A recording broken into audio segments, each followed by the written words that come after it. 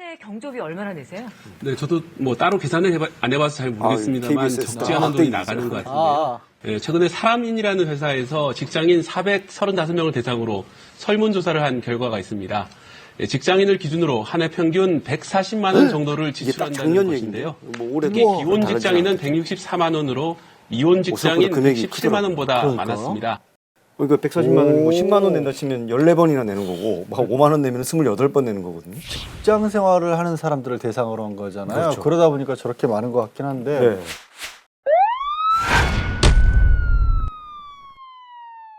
근데 저희가 이제 경조사비 관련 어떤 이 뉴스를 좀 보셨습니다만, 이 경조사비 관련해서 상당한 스트레스가 있는 요소가 있더라고요.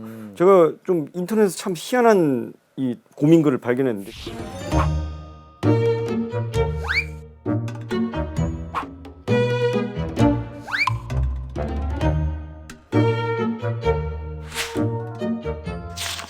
이건 범죄죠, 솔직히. 그런가요? 아니, 그러니까 엄밀하게 우리가 흔히 하는 말로 사회적으로 뭐 장난을 쳐도 사람을 투과하는데 쳐도 법적으로는 그것도 폭행이에요. 네. 다만 이게 어떤 사회가 용인하는 분위기 내에 있으니까 범죄로 처벌을 안 한다 뿐이지. 네. 직장 상사라고 해도 돈을 저렇게 상습적으로 안 갚는다는 거는 애초부터 사실 줄 생각이 있었는지 좀 약간 의심스러운 경우이고. 사람들이 사실 이게 진짜 범죄냐 아니냐, 사기죄가 되냐 안 되냐 이런 걸 되게 궁금해하더라고요. 그럼 이제 사기죄가 어떤 때 되는지 하나씩 따져볼 텐데 많이 얄밉네요. 저건 갑질이지, 사실 직장 내 갑질. 그렇지 않을까요? 그렇죠. 갑질. 그런 선배예요?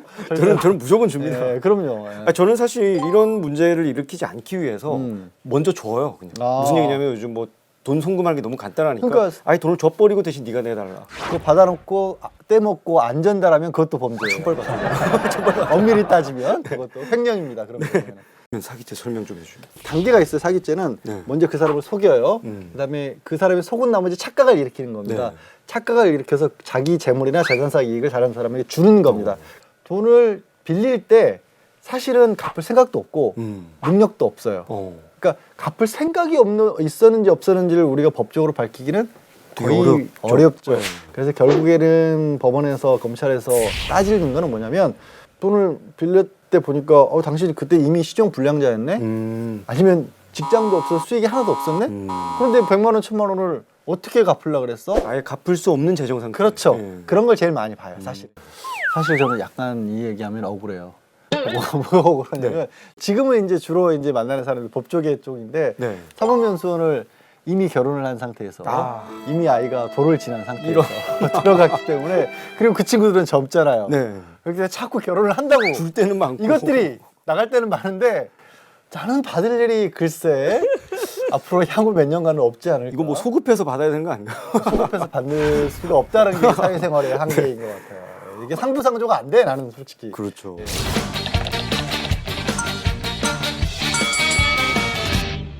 지인 간에 이게 돈이 오가는 걸 가지고 이게 뭐 사기냐 아니냐 따지는 게 좀 야박해 보일 수는 있습니다만, 근데 또 이런 걸 또 궁금해하는 분들이 있더라고요.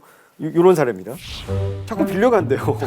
나도 어려운데, 나도 뭐 돈 별로 없는데 자꾸 친구야 5만 원 빌려주렴, 뭐 10만 원 빌려주렴 하면 그냥 또 약한 마음에 또 이렇게 빌려주는데 너무 자주 빌려간다는 거예요. 그러고는 아니 적어도 빌려가려면 앞에 빌려간 돈은 좀 갚아주고 빌려가야 되는데, 아니 이게 내 친구지만 이거 사기꾼 아니야? 이런 생각이 들기도 하거든요. 이것도 사기죄가 성립이 될 수 있을까요? 저것도 이제 실제로 그 사람이 돈을 갚을 만한 능력이 있느냐 없느냐를 따져봐야 되는데, 문제는 저런 일이 계속 반복이 된다라고 하는 건 그럴 의사가 없었지 않았냐 상황으로 이렇게 비춰봐서 추단을 한다라고 하는데, 저도 주변에 그런 사람들이 있어요. 우리도 사회생활 하다 보면 큰 돈 아니죠. 꼭 부담스럽진 않은 돈 10,000원 뭐 이렇게 빌려가가지고 언제 빌렸냐는 듯이 아예 얘기를 안 꺼내. 돈이라고 하는 게 참 묘한 게 빌려갈 때는 빌리는 쪽이 분명히 의리예요. 사정다정하죠. 그렇죠. 근데 한번 돈이 건너가라면 가불이 바뀌어. 빌려준 사람은 제가 언제 갚을까 이러는데 마음고생하고 아니, 괜히 별거 아닌 건데 괜히 억울하고. 그렇죠. 또 얘기 꺼내자니 돈 많은 거 가지고 친구 사이에, 직장 동료 사이에. 그렇죠. 그게 참 서로 관계를 해치는 거고. 더 나아가서는 그런 식으로 어떻게 보면 신용이 안 좋은 어떤 다른 사람한테 빌리고 안 갚고 이런 게 쌓이다 보면 그 사람 자체의 평판도 떨어지고, 우리가 기본적으로 시정사회라고 하잖아요. 그 사람의 사회생활을 위해서라도 저런 건 좀 꺾어줘야 되는데, 제가 좀 팁을 한 가지 드리자면 요즘에 워낙에 통신 수단이 많잖아요.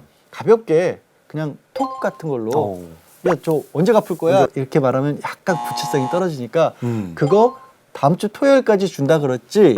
그러면 저쪽에서 아니야 내지는 맞아 뭐 이런 반응이 왔잖아요. 뭔가 좀 구체화를 시켜놓으면 사람 마음이라는 게 아무래도 그쪽에서도 좀 갚아야 될 압박도 생기고 나중에 내가 물어볼 명분도 생겨요.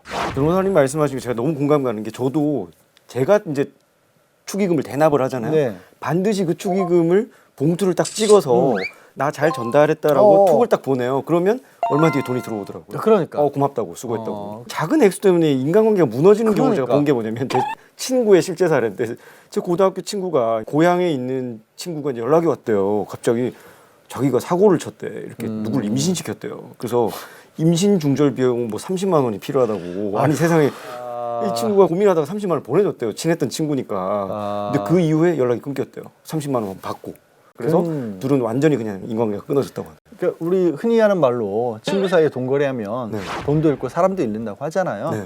아마 친구기 때문에 투명하고 내지는 정확하게 계산하는 거를 서로 소홀히 하다 보니까 서로 감정이 상하고 그렇죠. 돈도 잃고 결국에는 사람과의 관계도 끊어지는 건데 그걸 막기 위해서는 좀 야박하다 싶은 만큼 딱딱딱 따져놓는 게 정확할 것 같아요. 이런 일이 많긴 많은가 봐요. 이 또 지금 보여드릴 약간 좀 재밌다면 재밌고 약간 황당한 건데 아까 말씀하신 우리 변호사님 방법과 비슷한 것 같아요. 돈 갚으라고 이러는 거예요.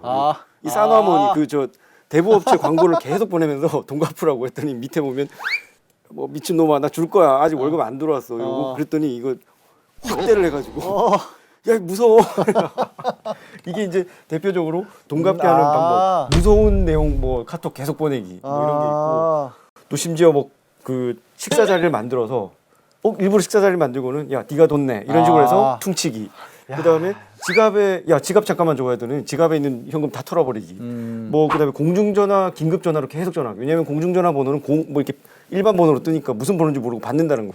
그러니까 오죽하면 그럴까 싶어요. 민사소송 같은 거 하는 방법은 소송 얘기까지 꺼낸다는 게 참 씁쓸하긴 합니다. 하지만 뭐 고려를 해야 될 상황도 있겠죠. 예, 그런데 왜냐하면 꽤 큰 액수가 될 때도 있어요. 사실 뭐 10만 원씩 빌려주다가 그게 100만 원, 뭐 1000만 원 될 수 있는 그리고 실제로 급하다고 하면서 뭐 100만 원, 200만 원까지 액수가 올라갈 수도 있는데 그때 가서 뭐 변호사 선임하려고 하면 변호사 선임 비용이 몇백만 원 든다는데 이거 어떻게 받아야 되나 걱정할 수 있잖아요. 어떻게 일단 많이들 생각하는 게 내용 증명 보낸다는 것부터 먼저 생각을 하세요. 근데 내용 증명이라고 하는 게 뭐 크게 어려운 건 아니고 우체국에 가서 내용 증명으로 어떤 내용을 보냈습니다라는 게 기록으로 남는 겁니다. 그러니까 이 효과는 뭐냐면 이런 내용을 서로 주고받았다라는 게 나중에 법원에 기록으로 낼 수가 있어요. 남죠. 그러니까 우리가 돈을 특히 현금 같은 걸로 빌려주고 나면 기록이 안 남죠. 그렇기 때문에 내용 증명을 보내서 몇 월 며칠 날 네가 나한테 50만 원 빌렸고 언제까지 갚기로 했잖아. 왜 안 갚고 있니? 이거 좀 갚아주렴. 편지 쓰듯이 써도 그것도 내용 증명이에요. 네. 따로 서식이 필요한 거 아니에요. 내용 증명 받은 입장에서는 이게 네. 무슨 막 공식 소송이 들어온 건 아니지만 그렇죠. 찔리잖아요. 그렇죠. 그리고 막 압박을 받고 뭐야 얘 나한테 소송 거는 거 아니야? 차라리 갚고 야, 가야지. 줄게 그냥. 그러고 나서도 만약에 안 되면 이제 소액 재판이라 그래서 법원에 가도 민원실이 있습니다. 네. 민원실이 있고 가면 이제 소액 재판 용지라는 것도 있고 그럼 뭘 첨부를 해야 되고 어떤 내용을 써야 되고 이런 것도 비교적 자세히 나와 있기 때문에 그렇게까지 아니었으면 좋겠지만 그게 아니면 그냥 넘어가지는 마셨으면 좋겠어요. 네. 결국 그 사람이 어디 가서 더 큰 사고를 칠 수도 있어요. 그게 버릇이 들다 보면 발을 둬서 소독된다고 하잖아요. 네. 그러면 이렇게 소액 심판을 하든 뭐 소송을 하든 이렇게 준비를 해놔야 되는 증거는 어떤 게 있을까요? 제가 가능하면 스마트폰 같은 걸로 거래를 하라고 한 것도 거래 내역이 남죠. 네. 뭐 그게 없을 때는 통장에 거래 내역 찍힐 거고 가능하면 차용증 받을 수 있으면 받고 그걸 못 받으면 그럴 때는 차용증을 만들어내는 겁니다. 어떻게 만들어내냐? 네. 문자 메시지나 메일로 자, 몇 월 며칠 날 얼마를 빌려줬는데 그거 언제까지 갚기로 했지? 갚기로 했잖아. 네. 그거 왜 안 갚고 있니? 그런데 저쪽에서 알았어 갚을게. 이 말만 들어가 있으면 그게 차용증 내용인 거예요 사실은. 그게 법적으로도 증거로 쓰일 수 있기 때문에 네. 그런 것도 준비를 해놓으시면 좋겠습니다. 그 카톡이 증거가 될 수 있다는 건 상당히 유용한 정보네요. 그렇죠. 근데 이제 카톡은 가끔 이제 조작 여부를 또 저쪽에서 주장할 수도 있으니까. 이 화면 예, 포샵했다. 그러니까 요즘 메일 정도가 오히려 더 좋을 거. 메일도 잘 안 쓰긴 합니다. 어쨌든 그런 게 없는 것보다 나아요. 어쨌든. 전화 녹취를 해놔도 어쨌든. 뭐 그럴 수도 있고요. 그거는 사실 조작이 힘들 것 같아요. 그렇죠. 그래서 사실 저희가 이제 돈 돌려받는 뭐 친구끼리 또 지인끼리 이런 돈 돌려받는 다양한 방법을 얘기해 봤는데 사실 이렇게 가까운 사람끼리 얼굴을 붉히는 일 자체가 없었으면 좋겠고요. 당연히 그렇죠. 예, 좀 빌린 분들이 제때 갚아주시고 또 빌릴 능력이 없으면 애초에 빌리지 마시고 그랬으면 좋겠어요. 말씀드렸다시피 돈 잃고 사람 잃고요. 신용사에서 사람이 잃으면 앞으로 그분이 재기 가능성이 점점 얕아지는 겁니다. 기댈 때가 있어야 급한 일 때 도움을 받을 거 돈보다 아니겠습니까? 사람이죠. 그럼요. 네. 예.